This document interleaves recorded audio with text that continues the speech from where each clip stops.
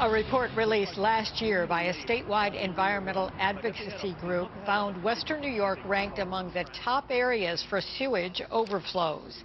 Now, these overflows happen so often because local wastewater treatment plants can't handle the demand. And as News 4's Dave Graber tells us, this problem is only getting worse, and the cost to fix it is astronomical. Dave?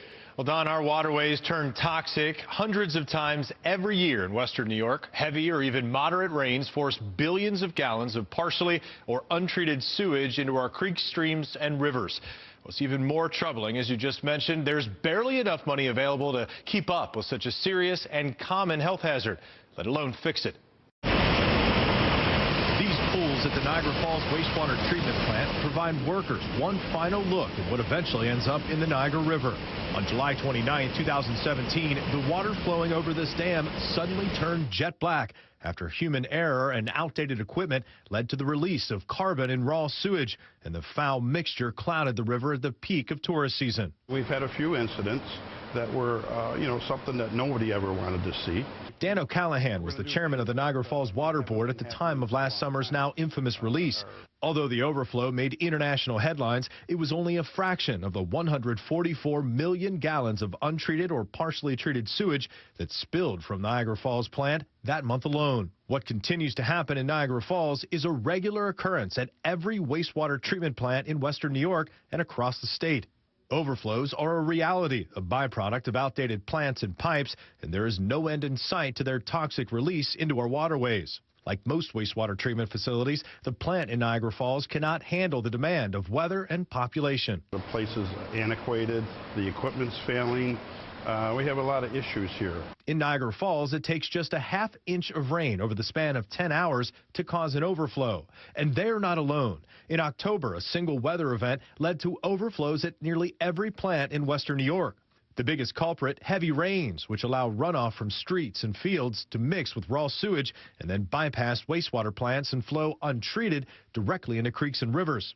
In 2012, the state enacted the Sewage Pollution Right to Know Act, which orders municipalities to disclose through various means potential contamination from sewage overflows. While the act was intended to increase transparency and protect the public, it also revealed a much deeper problem.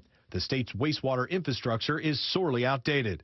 Between 2013 and 2015, Western New York reported the most overflows in the state, with 1,825, accounting for an estimated 57 million gallons of raw sewage dumped into local waterways. During the same period, municipalities in Erie County accounted for nearly 58% of all overflows reported statewide. The region of Western New York is the largest contributor of overflows in the state, accounting for 68% of the state's total reports. Like the treatment plant in Niagara Falls, Buffalo's facility has been outdated for decades. There are 200 overflow points throughout Buffalo's 850-mile pipe system. Today, it's estimated that Buffalo's system alone discharges more than 4 billion gallons of untreated water into the Niagara River and its tributaries every year. You'll get those things that you see, on the ground, anything from leaves to trash, to those things that people really shouldn't be flushing down the toilet that will float. Those are the things that historically go into combined sewer overflow. So anything from pop bottles to unmentionables. Built in 1939 and updated in the 1970s, the massive plant accepts sewage from the city, Cheektowaga, Amherst, Tonawanda, and more. In fact, overflows from Cheektowaga are the biggest contributor to Scajaquada Creek's label as an impaired waterway. It really is about managing the problem, because what we're ultimately talking about here is water quality. So we need to manage it to a point where water quality is not affected, and that is our aim, that is our goal. Now, 2017 was undoubtedly a difficult year for the Niagara Falls Water Board, but they're taking steps to improve their relationship with the public. In fact, just this week, they announced a new initiative intended to bring residents, business owners, and city leaders into the conversation. And when it comes to these facilities and our water supply, these conversations are absolutely critical. Now, interestingly enough, coming up tonight on News 4 at 11, we're going to talk more about this topic, also how this problem is being addressed, and how much is really needed to just maintain these plants that are falling apart by the day, and essentially why there's really no money to fix the problem completely. Conversation? I'll give you a conversation. Fix the problem. It's going to cost billions. Yep. Huge. Huge. Thank you, Dave. We'll look for your report at 11.